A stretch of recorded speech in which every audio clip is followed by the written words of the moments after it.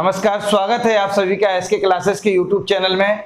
आज मैं कल की जो क्लास थी उसको आगे बढ़ा रहा हूं। आज हम समांतर माध्यक की जो कक्षा पढ़ रहे थे उसको और आगे बढ़ा रहे हैं। उसके और नए सवाल जो कल की क्लास में नहीं हुए थे उनको आज लेंगे और हम देखेंगे किस प्रकार से समांतर माध्यक में प्रश्न पूछे जाते हैं और पूछे जा सकते हैं एग्जाम में।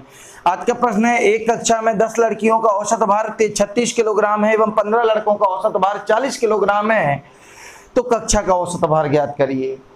मतलब दो अलग अलग हिस्सों का औसत दिया हुआ है, समांतर माध्य दिया हुआ है, संयुक्त समांतर माध्य ज्ञात करने की बात कर रहा है। तो इसके लिए सांख्यिकी में एक सूत्र प्रचलित है संयुक्त समांतर माध्य के नाम से, जिसमें अलग अलग समांतर माध्यों को उनके आकार से मतलब उसके नंबर से, मतलब कितने हैं वो नंबर गिनती में उस समष्टि में, तो उससे गुणा कर देते हैं और बटे में संपूर्ण नंबर्स का योग रख देते हैं। तो n1 x1 का बार प्लस n2 x2 का बार प्लस n3 x3 का बार, अगर और पद हैं तो n4 x4 का बार, n5 x5 का बार और शोवन जितना करना है करते जाइए और बट्टे में n1 धन n2 धन n3 धन n4 जो भी करना है करते जाइए। यहाँ पे केवल दो स्थितियां दी हुई हैं, अर्थात दो बार समांतर माध्य दिया हुआ है, इन दो का संयुक्त समांतर माध्य ज्ञात करना है। इसलिए हम इसके लिए ज्ञात करेंगे कक्षा का औसत भार होगा x बार बराबर n1 x1 का बार प्लस n2 x2 का बार बटे n1 प्लस n2। देखिए n1 की जगह पे क्या शामिल कर लेंगे 10, n2 x1 का बार मतलब 10 लड़कियां हैं, उनका औसत 36 किलोग्राम है, तो इसका x1 का बार मतलब इसका समांतर माध्य कहलाएगा, तो 36 प्लस n2 लड़कों की संख्या कितनी है 15 है, इनका औसत कितना है 40 है, तो इसका x2 बार का औसत 40 हो गया और बटे में n1 धन n2 मतलब 10 प्लस 15 ये हो गया। नेक्स्ट देखिए 360 प्लस 15 चौके 60 मतलब 600 बटे 25, ये जोड़ दीजिए 960 बटे 25। अब क्या करेंगे 25 थी 75 बच्चे 21, जीरो का अंक उतार लिया तो कितना हो जाएगा 210 में भाग देंगे 25 अट्ठा 200, फिर भी 10 बचेगा, अंक उतारा जीरो का 100, 25 चौके 100 38.4 kg इसका आंसर आ जाएगा। लेकिन इसको हम दूसरे ढंग से भी कर सकते हैं। क्या कर सकते हैं हम कि लड़कियों का औसत 36 है और लड़कों का औसत कितना है 40 है। यदि लड़कों का भी औसत भार 36 ही होता तो क्या करते हैं, यहाँ पे पर लड़के पे 4 किलो का वेट बढ़ रहा है। कितना बढ़ रहा है, पर प्रत्येक लड़के पर 4 kg बढ़ रहा है, तो 15 लड़कों का बढ़ के भार कितना हो जाएगा 15 चौके 60। लेकिन जो ये 60 भार बढ़ा है ये 25 लोगों के बीच में वितरित होना है, क्योंकि एवरेज का मतलब सभी में समान रूप से बांट दीजिए, तो 25 का भाग देंगे 25 दूनी 50 25 चौको 100, 2.4 भाग एक्स्ट्रा बढ़ जाएगा, अर्थात 2.4 किलोग्राम एक्स्ट्रा औसत बढ़ जाएगा। तो नया औसत या कक्षा का औसत क्या होगा, तो कक्षा का औसत होगा 36 प्लस 2.4 बराबर 38.4 kg। ये नए तरीके से आपका सवाल सॉल्व हो रहा है जो मैंने अपने तरीके से आपको बताया है। एक और प्रश्न आप लोगों के सामने है, समझिए। 1 से 1000 तक की पूर्ण संख्याओं का औसत ज्ञात करिए। 1 से 1000 तक की पूर्ण संख्याओं का औसत ज्ञात करिए, यही प्रश्न किया गया है। तो इसको कैसे करेंगे, देखिए ये प्राकृतिक संख्या भी लिखा होता है तब भी यही सवाल आता है, तो पूर्ण संख्याएं लिखा है तब भी यही सवाल आता है, क्योंकि प्रत्येक प्राकृतिक संख्या पूर्ण संख्या होती है। तो इसके लिए अगर हमें औसत ज्ञात करना है तो मैंने कल ही इस तरीके का बताया है कि जब एक जैसा अंतर हो प्रत्येक पद में, तो अब पहला पद धन आखिरी पद बटे 2 लगा लीजिए। इसका आधा 500, इसका आधा 0.5, तो 500.5 इसका क्या हो गया औसत हो गया।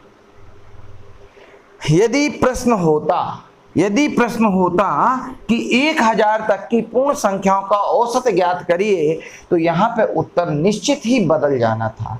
और कैसे बदलना था प्यारे बच्चों, कि चूंकि पहली पूर्ण संख्या हम जानते हैं क्या होती है 0, अर्थात आपको औसत बताना था कहां से कहां तक 0 1 2 3 4 ... 1000। अर्थात 0 से लेके 1000 तक का औसत बताना था। नियम वही लगाएंगे, पहला पद धन आखिरी पद बटे 2, ये आपका औसत होगा। अर्थात औसत कितना होगा 500, ये आंसर हो जाएगा। तो प्यारे बच्चों, ये आपका तरीका रहेगा। अगर आपका ये पूछ रहा है कि कोई कह दे कि 2 से 100 तक का एक प्रश्न आ जाए, 2 से 100 तक की सम संख्याओं का औसत ज्ञात करो, तब आपको पता है सम संख्याएं पूछी गई हैं, मतलब कैसे चलेंगी, 2, 4, 6, 8, 10, 100 तक। औसत की बात है, आपको जोड़ आदि से कुछ भी नहीं लेना देना है, आप सीधे चलेंगे 2 धन 100 बटे 2, अर्थात पहला पद धन आखिरी पद बटे 2, यही सिखाए। इसका आधा 1, इसका 50, 50 और 1 51, 51 हुआ औसत, और ये हो गया आपका आंसर। अगले प्रश्नों पर हम लोग आगे बढ़ रहे हैं। प्रश्न आपके सामने है, देखिए नया प्रश्न है आप लोगों के सामने। 11 संख्याओं का औसत 50 है, प्रथम 6 संख्याओं का औसत 49 है, अंतिम 6 संख्याओं का औसत 52 है, तो 6वीं संख्या बताओ। इसको पहले डिटेल में समझ लीजिए क्या कहना चाहता है सवाल, और कैसे हम इसको डिटेल में लगाते हैं। फिर मैं इसका शॉर्ट मेथड आपको बताता हूं कि अगर x1, x2, x3, x4, x5, x6, 7, 8, 9, 10, 11, 1, 2, 3, 4, 5, 6, अगर पहली 6 की बात करेंगे तो ये होंगे, लास्ट से 6 की नहीं, 1, 2, 3, 4, 5, 6, अंतिम 6 की बात करेंगे तो ये होंगे।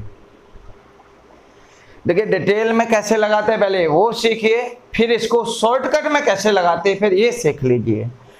ये पहली 6 संख्याएं हैं, इसमें भी x6 का वैल्यू है शामिल, ये अंतिम 6 संख्याएं हैं, इसमें भी x6 का वैल्यू शामिल है, अर्थात इसकी वैल्यू 2 बार है। अगर बात करेंगे कि इन 11 संख्याओं का योग कितना है, तो भाई जब औसत 50 है, 11 का औसत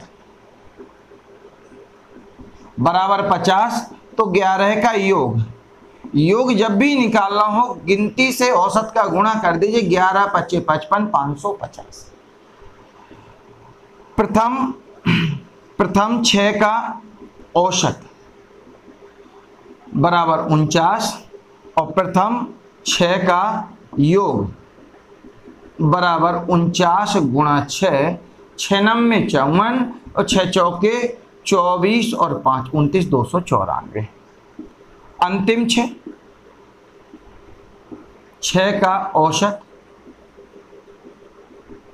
बराबर 52, अंतिम 6 का योग बराबर 52 गुणा 6, तरीका वही लगा रहे हैं, 6 दूनी 12, 6 पंचे 30 और 1 31। तो ये 6 और 6 क्यों 12 आ रही हैं 11 की जगह, क्योंकि एक संख्या 2 बार ऐड हो रही है। इन 6 और 6 का योग ज्ञात कर लो बच्चों। अब ज्ञात करेंगे तो 4 2 6, 9 1 10 की 0 हासिल 1 और 5 और 1 6, 606 कितना आ रहा है, 606 आ रहा है। मतलब 12 संख्याओं का एक 606 आ रहा है, 11 का आ रहा है 550। ये क्यों अंतर आ रहा है, क्योंकि एक संख्या 2 बार जुड़ी है इसलिए वह 12 आ रही है। अगर इन 12 संख्याओं में 11 घटा देंगे तो जो 2 बार संख्या जुड़ी हुई है, 6वीं संख्या, उसकी वैल्यू हमें प्राप्त हो जाएगी। क्या करेंगे हम, 606 में से 550 घटा देंगे, ये 6 और ये 5, 56 आंसर। ये तो रहा वास्तविक तरीका।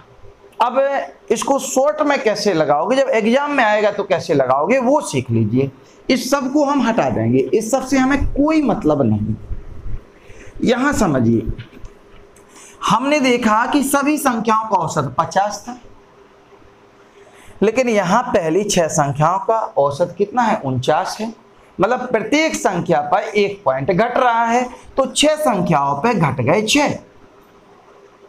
अंतिम 6 संख्याओं का औसत क्या है वो देख लीजिए बेटा, 52 है, मतलब 50 होना चाहिए था, 2 एक्स्ट्रा है। जब 1 पे 2 बढ़ रहे हैं तो 6 की वजह से कितना बढ़ जाएगा, 12। 12 प्लस आ रहा है, दोनों को समझ लीजिए। 6 घट रहा था, 12 बढ़ रहा था, मतलब बढ़ेंगे कितनी, 6। संख्या वास्तव में होनी कितनी चाहिए थी, 50 औसत रूप से, लेकिन 6 वृद्धि आ रही है तो 50 और 6 हो गए 56। ये हो गया प्यारे बच्चों आंसर। देखिए आपका आंसर आपके पास आ गया है। अगर कोई दिक्कत है, कोई समस्या है तो आप मुझसे पूछ सकते हैं। इस प्रकार के अन्य प्रश्नों के लिए भी आप मुझसे कमेंट बॉक्स में प्रश्न पूछ सकते हैं। मैं आपको लगातार प्रश्न बताऊंगा, लगातार आपके आंसर दूंगा, और आप जैसे भी चाहेंगे, जिस जिस तरीके से चाहेंगे उस तरीके से मैं आपको बता दूंगा। हमने हैं, फिर समझ लीजिए कि एक खिलाड़ी की 10 पारियों का औसत 61 रन है। कितने रन बना रहा है वो, औसत रूप से 61 रन बना रहा है। 11वीं पारी खेलने उतरा है, उसको 2 रन अपना एवरेज बढ़ाना है, तो उसको 11वीं पारी में कितने रन बनाने चाहिए। प्यारे बच्चों ये भी बिल्कुल सिंपल सा क्वेश्चन है, आपको समझने की जरूरत है। अगर 2 रन औसत बढ़ेगा तो कितना हो जाएगा, 63 का औसत बनाना है उसको 11वीं पारी में। तो 11 पारी में जब 63 का औसत बनाना है तो 63 रन तो बनाने ही बनाने पड़ेंगे।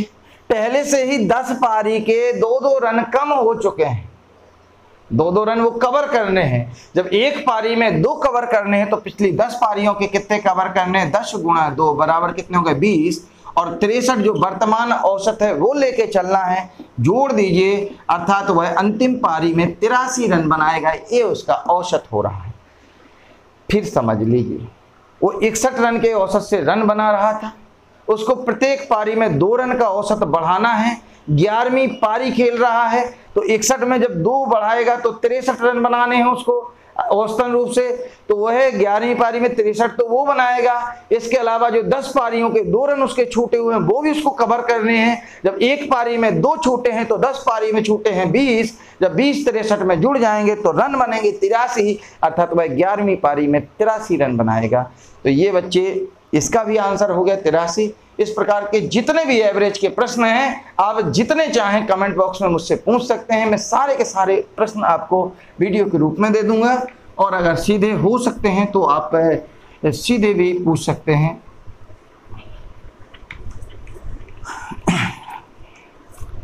अब चूंकि गणितीय माध्य हम लोग पढ़ रहे थे, तो गणितीय माध्यों में कंपटीशन के लिहाज से समांतर माध्य ही सबसे अधिक उपयोगी है। गुणोत्तर माध्य की उपयोगिता कम है, हरात्मक माध्य की उपयोगिता कम है। फिर भी मैं थोड़ा सा आपको गुणोत्तर और हरात्मक माध्य भी समझा देता हूं, जिससे कि आपको बात समझ आ जाए। कभी कभी एक आध क्वेश्चन कंपटीशन में यहाँ से पूछ सकता है। बात करते हैं दूसरे गणितीय माध्य की, जिसका नाम है गुणोत्तर माध्य। क्या नाम है इसका, गुणोत्तर माध्य। गुणोत्तर माध्य जिसको हम दिखाते हैं जी से, जिसको कैसे दिखाते हैं, कैपिटल जी से। इसकी परिभाषा क्या कहती है, गुणोत्तर माध्य की परिभाषा कहती है कि n संख्याओं के गुणनफल के, किसी श्रेणी के n पदों के गुणनफल के nवें मूल को गुणोत्तर माध्य कहते हैं। किसी श्रेणी के n पदों के गुणनफल के nवें मूल को गुणोत्तर माध्य कहते हैं। साधारण भाषा में कहें तो जितने पद हैं उनका गुणा करिए, उनको गिन लीजिए, जितने पद हैं उतने में मूल निकाल लीजिए। मूल मतलब जैसे 2 पद हैं तो वर्गमूल निकालिए, 3 पद हैं तो घनमूल निकालिए। इसका मैं एक छोटा सा सवाल आप लोगों के लिए बता देता हूं, या ये कह सकते हैं कि अगर कोई पद हैं 2,8 का गुणोत्तर माध्य अगर आपको निकालना है, 2,8 का गुणोत्तर माध्य निकालना है, तो आप निकालेंगे गुणोत्तर माध्य जी बराबर, अब मूल जितने पद उतने वा मूल, 2 पद है तो दूसरा मूल मतलब वर्गमूल, और दोनों का गुणनफल। 8 दूनी 16, 16 का वर्गमूल 4,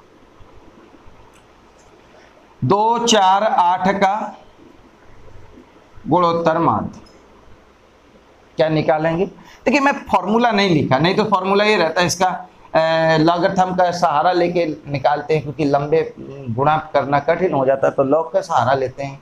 जनरली g बराबर होता है nवां मूल x1 x2 x3 dot dot xn। मैंने इसकी ज़रूरत नहीं समझी तो इसलिए लिखाया नहीं था। फिलहाल जिनको लगे कि इसकी ज़रूरत है लिखने की तो लिख सकते हो। 3 पद हैं, देखिए या तो 2 पद का पूछता है या 3 पद का कंपटीशन में, क्योंकि ज़्यादा का पूछेगा तो दिक्कत हो जाएगी। ये हो गया, तो ये क्या लिखेंगे g। अब कितने पद हैं, 1 2 3, तो तीसरा मूल मतलब घन मूल लगाएं। 4 पद होंगे तो यहाँ 4 लिखेंगे, चतुर्थ मूल होगा। 5 पद होंगे तो पंचमूल होगा। गुणा करिए इनका, 2 गुणा 4 गुणा 8, मल्टीपल कर लो। 8 चौको 32 दूनी 64, घनमूल 64 और 64 का घनमूल होगा 4, अर्थात इनका गुणोत्तर माध्य हो जाएगा 4।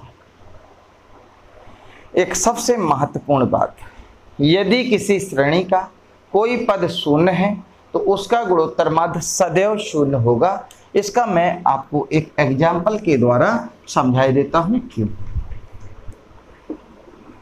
यदि पद हैं 2 4 6 8 10 0 15 7, इतने पद वो कह रहे हैं इनका गुणोत्तर माध्य लगा दीजिए। तो चलिए देखिए, खास बात, श्रेणी में एक शून्य अगर शामिल हो गया, एक पद शून्य है तो वह पूरे के पूरे श्रेणी के गुणोत्तर माध्य को शून्य कर देगा और हरात्मक माध्य को भी शून्य कर देगा। कैसे कर देगा वो बात समझ लीजिए। देखिए जे है जी गुणोत्तर माध्य, ये मूल लगा रहे हैं हम लोग। 1 2 3 4 5 6 7 8, 8 पद हैं तो 8वां मूल लगे। 2 गुणा 4 गुणा 6 गुणा 8 गुणा 10 गुणा 0 गुणा 15 गुणा 7। प्यारे बच्चों, आपको पता है कि 0 का जब भी किसी के साथ गुणा होता है तो वह पूरे के पूरे गुणनफल को 0 कर देता है, और जब 0 हो जाएगा तो उसका 8वां मूल हो या वर्गमूल हो, घनमूल हो, अनंत मूल हो, कोई भी हो, उसका वैल्यू 0 आएगा। तो इस प्रकार से आप नोट डाउन भी कर सकते हैं कि यदि किसी श्रेणी में एक भी शून्य शामिल है तो उस श्रेणी का गुणोत्तर माध्य निकालने पर उत्तर सदैव शून्य आएगा, हरात्मक माध्य निकालने पर भी उत्तर सदैव शून्य आएगा। नेक्स्ट, गुणोत्तर माध्य को मैंने थोड़ा सा समझाया है।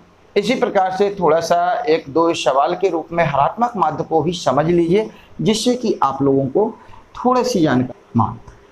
हरात्मक माध्य क्या होता है, इसकी भी परिभाषा समझने की जरूरत है।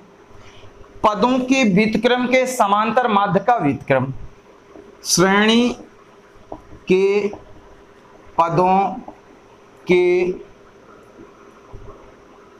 व्युत्क्रम के समांतर माध्य का व्युत्क्रम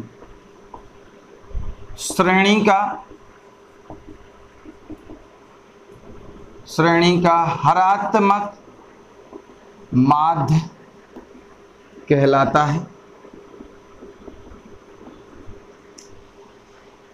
कैसे, देख लीजिए। यदि श्रेणी x1 x2 x3 dot dot xn है तो इसके व्युत्क्रम हो जाएंगे 1/x1 1/x2।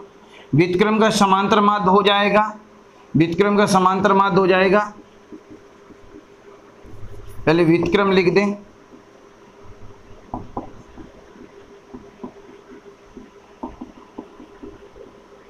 व्युत्क्रम का समांतर माध्य ये रहेगा,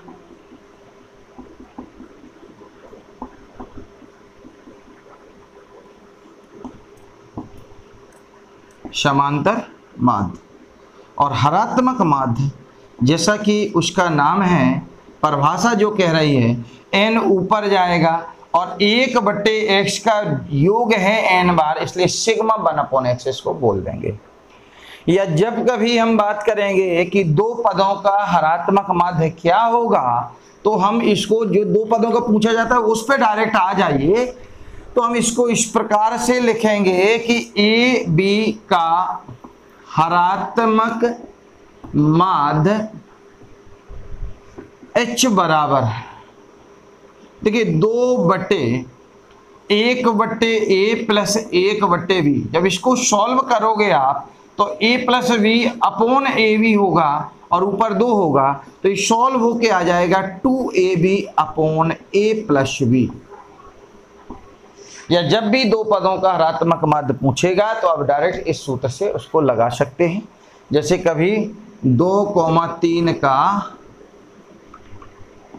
HM, तो HM बराबर 2 गुणा 2 गुणा 3 बटे 2 धन 3, 2 3 दूनी 6 दूनी 12 बटे 5, 5 दूनी 10 और 5 चौके 20, 2.4 हो जाएगा। ये आपका हरात्मक माध्य है। थोड़े से ये माध्य जो होते हैं जो कैलकुलेट करने में कठिन लगते हैं, लेकिन फिर भी सिलेबस का जब हिस्सा होता है तो थोड़ा बहुत उनके बारे में जानना जरूरी है। एग्जाम में पूछे भी कम जाते हैं। इसकी परिभाषा जरूर ध्यान रखिए, कभी कभी परिभाषा से क्वेश्चन पूछ लेता है तो वहाँ पे ध्यान रखिएगा। दो पदों के लिए ध्यान रखिएगा, यदि किसी श्रेणी में 0 शामिल हो जाए तब का ध्यान रखिएगा। बाय द वे मैं एक प्रश्न ले रहा हूँ और जो कि आज की क्लास का लास्ट क्वेश्चन होगा और इसी के साथ हम लोग क्लास भी खत्म करेंगे कि 0, 5, 7, 11, 15 का हरात्मक माध्य ज्ञात कर। एक प्रश्न आ गया आप लोगों के सामने बच्चों, 1, 2, 3, 4, 5 मतलब n की वैल्यू तो 5 होने को आ गई। अब प्रश्न जरा गौर से समझिएगा, हरात्मक माध्य पूछा है HM बराबर n बटे सिग्मा 1 अपॉन x। n की जगह तो बच्चों 5 लिख दो, 1 बटे x का सिग्मा मतलब समस्त पदों को 1 बटा करके उनका सबका जोड़ लगाइए, वो बता दीजिए। तो 1 बटा 0 प्लस 1 बटा 5 प्लस 1 बटा 7 प्लस 1 बटा 11 प्लस 1 बटा 15, कोई बात नहीं। 5 बटे ये आ गए अनफाइनाइट और ये प्लस में कुछ भी हो 1 बटे 5, 1 बटे 7, 1 बटे 11, 1 बटे 15। लेकिन बताइए जब अनंत में कुछ भी जोड़ोगे तो क्या रहेगा, अनंत हो जाएगा। तो 5 बटे अनंत रहेगा, इसकी वैल्यू क्या होगी, अनंत का जब कहीं भी भाग लगाते हैं तो उसका उत्तर आ जाता है 0। अर्थात जब कभी श्रेणी में 0 शामिल हो तो उसका समांतर माध्य और उसका गुणोत्तर माध्य दोनों के दोनों शून्य हो जाते हैं। यह इन दोनों माध्यों का दोष भी है, ये इसके दोष की श्रेणी में भी आता है।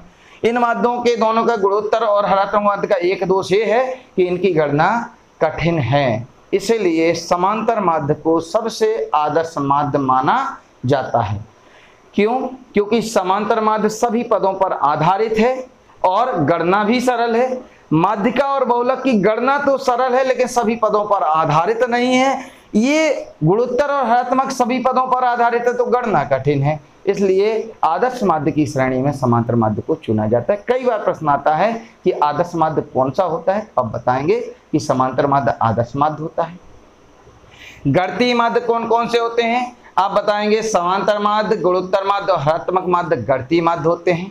अब पूछा जाए स्थिति माध्य कौन से होते हैं तो आप कहेंगे बहुलक और माध्य का स्थिति माध्य होते हैं। अगर पूछे कि केंद्रीय प्रवृत्ति की माप या माध्य के कितने प्रकार हैं आप बताएंगे 5 प्रकार हैं। कौन कौन? समांतर माध्य, माध्यिका, बहुलक, गुणोत्तर माध्य और हरात्मक माध्य। तो प्यारे बच्चों ये आपके गणितीय माध्य यहाँ पे खत्म होते हैं। औसत के जो आगे टॉपिक रहेगा, औसत में मैं आपको औसत और डिटेल से पढ़ा दूंगा, उसमें आपके औसत के विभिन्न प्रकार के प्रश्न पढ़ा दूंगा, तो उसमें वहां पे मैं औसत पढ़ाऊंगा। अभी अगली क्लास जो आएगी उसमें कल की क्लास में मैं आपको माध्यिका और बहुलक से संबंधित प्रश्न पढ़ाऊंगा। अगली क्लास का इंतजार करिए, जुड़े रहिए हमारे साथ एसके क्लासेस के साथ। नमस्कार, फिर मिलेंगे।